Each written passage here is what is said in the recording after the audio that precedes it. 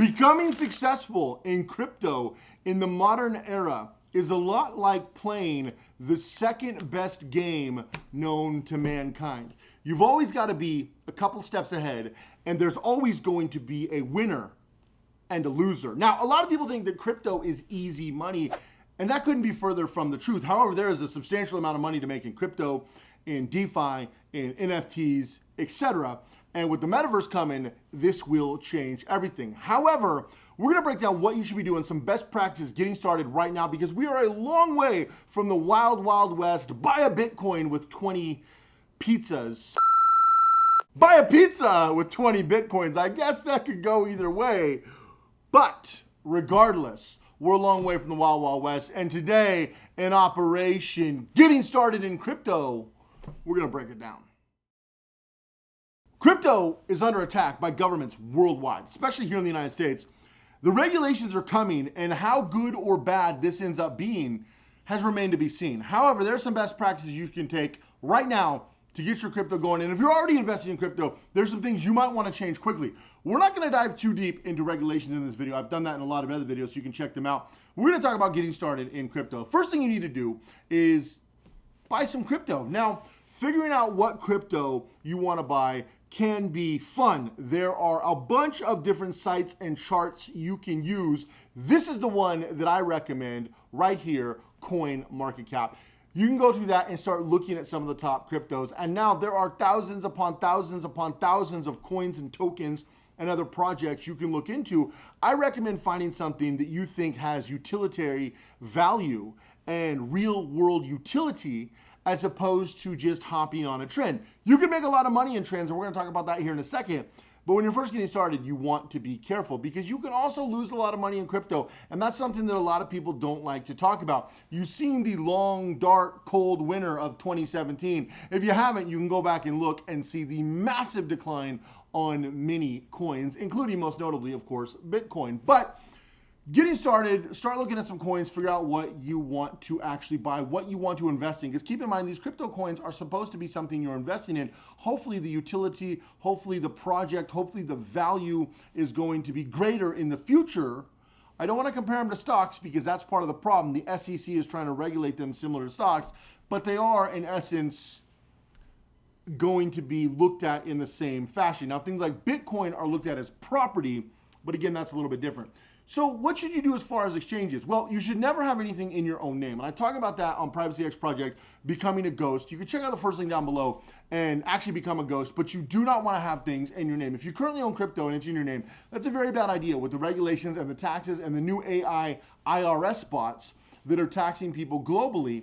You're going to want to really look into getting this stuff out of your name. I use offshore corporations, and I break down exactly how I do that. However, using something like Coinbase or Crypto.com, popular exchanges, is fine when you're getting started. I would not store your crypto on there long term. In fact, I would adhere to the 70-30 rule. Keep at least 70% on cold wallets. Now, here's a good example of a cold wallet I recommend you buy when you're getting started, is a ledger. This is a good cold wallet ledger to get started. There's a lot of other really good wallets that are hardware storage, hardware wallets that you can put on and then keep your crypto safe.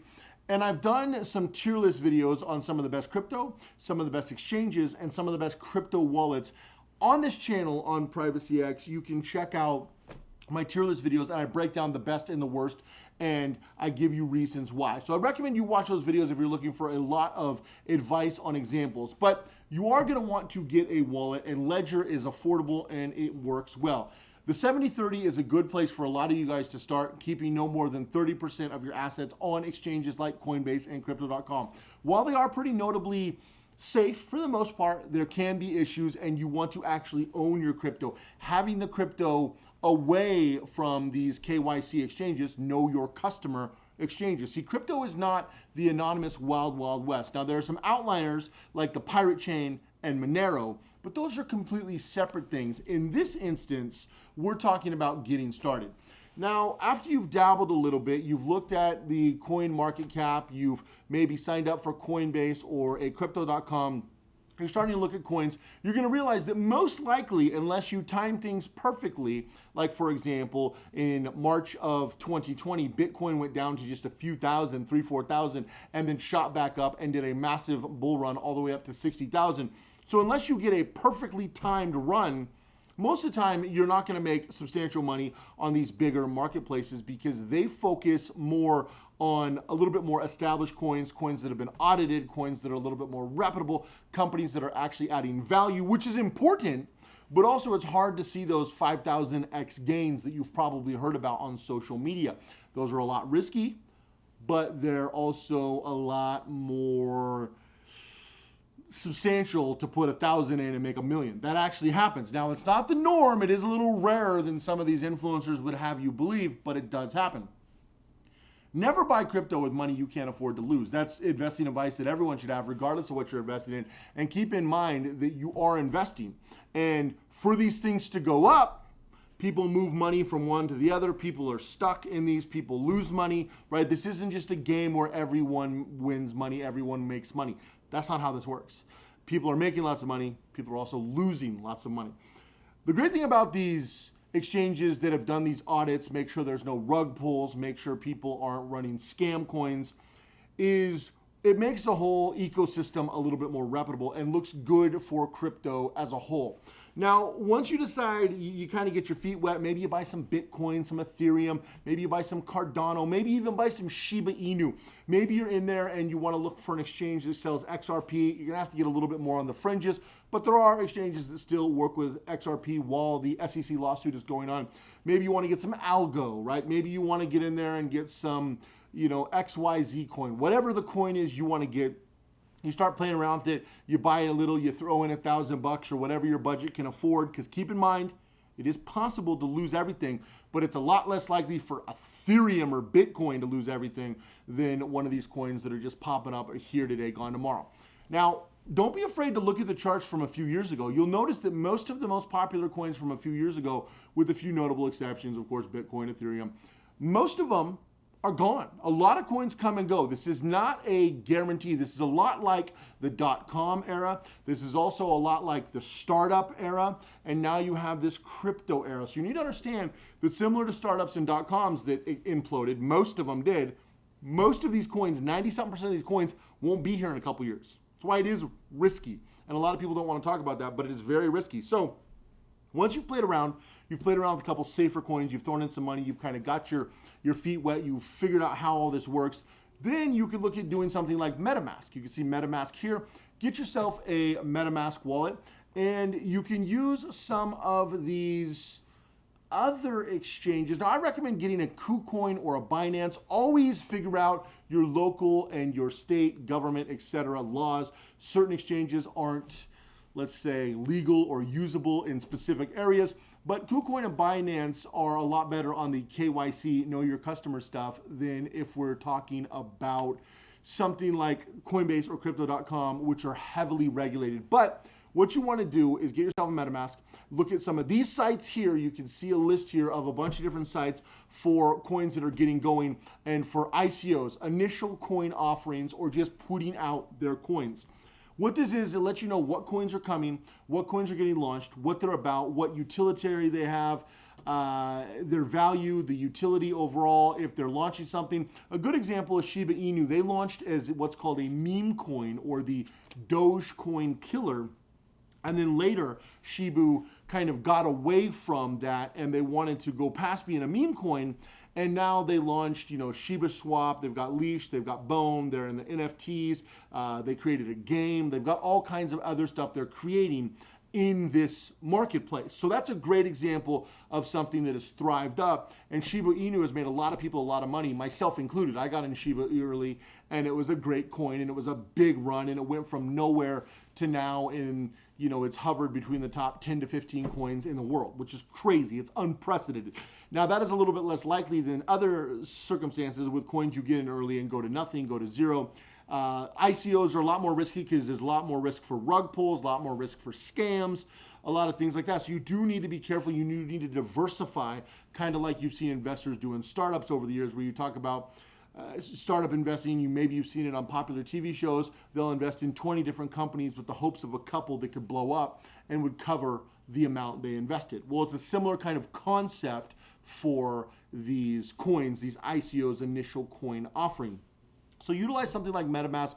It's a very safe option. Again, in my tier list videos, I break down some of my favorite solutions. But if you're just getting going, this is a great option. It'll allow you to hold your coins. Now, I'm a big proponent of you having all of your keys. So whether it is a hardware solution, whether it is cold storage solution, you could have a solution on your phone or on your computer, but you never want to keep more than 30% of your total assets in play on these exchanges, in my opinion. This is just my opinion.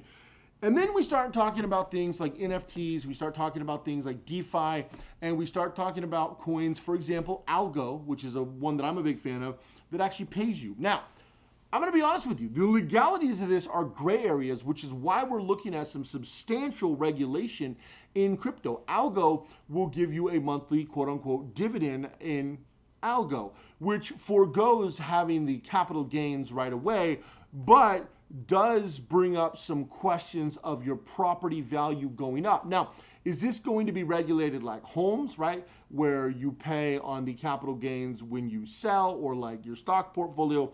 Or is this going to be regulated on a yearly basis? They've even went as far as unrealized capital gains, which is unprecedented and un-American. So there's so many gray areas that crypto is operating in. We've also had the current president say that crypto is literally, and I quote, a threat to national security, which is not even remotely true, but governments are scared of crypto. You need to understand that when you're getting in, that some things could change quickly, and these markets move quickly. It's not like the stock market. There's nobody ringing a bell. It's 24/7, 365. It's way up, it's way down. This doesn't move by 15% or 20% or 4% like the stock market. These at times can move by hundreds or thousands of percent. In fact, a 40, 50, 60% change up or down is not even noteworthy in most of these coins. And so you need to understand that you could go from $1,000 in a coin to 200 in the blink of an eye. You could also go from 1,000 to 20,000 in the blink of an eye, but it's about timing things and figuring things out.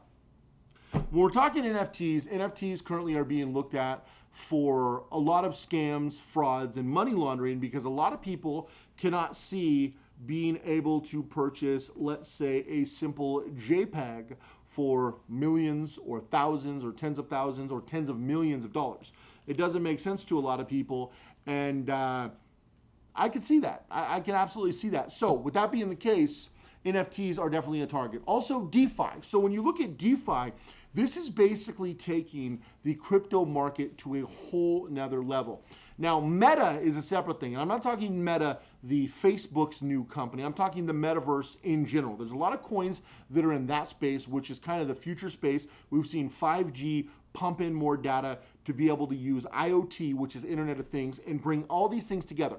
So 5G is starting to become the lifeblood that is going to bring all of these components together in one cohesive product. Now, the cohesive part is still a ways out, in my opinion, but the fact that it's bringing them together is just happening, not just with 5G, but the way these technologies are coming together with Web3. Investing in Web3, investing in DeFi, and investing in NFTs, and investing in standard crypto coins that are supposedly property, or coins like Ethereum that power a lot of other coins, these are all separate branches of your investments. You need to understand that. Are you more interested in NFTs? Non-fungible tokens? Are you more interested in actual coins more based on like property, like a Bitcoin? Are you more into the privacy sphere like Monero or the Pirate Chain? Are you more into the DeFi? So now we could be talking about, the whole banking industry. We're talking about central banks coming after that.